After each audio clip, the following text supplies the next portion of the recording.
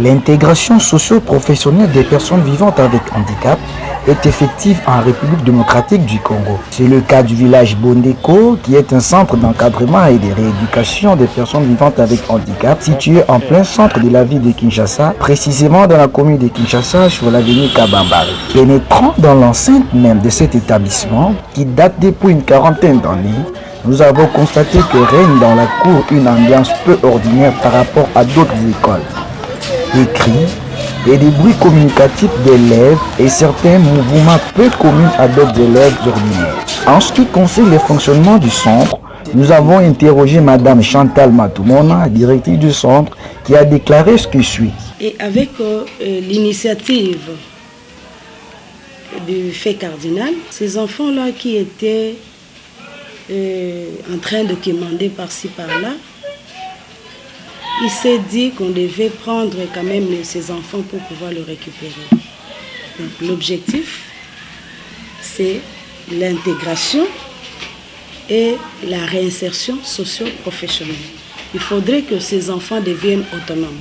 Abordant l'aspect pédagogique ainsi que la méthodologie d'enseignement du centre, nous vous amenons dans la salle de première année des handicapés auditifs, HA en cycle, un local exigu dans lequel se trouvent approximativement 20 élèves, lesquels réduits au silence en suivant attentivement Madame Bénédicte Lotika, jeune enseignante depuis 2 ans au sein du centre.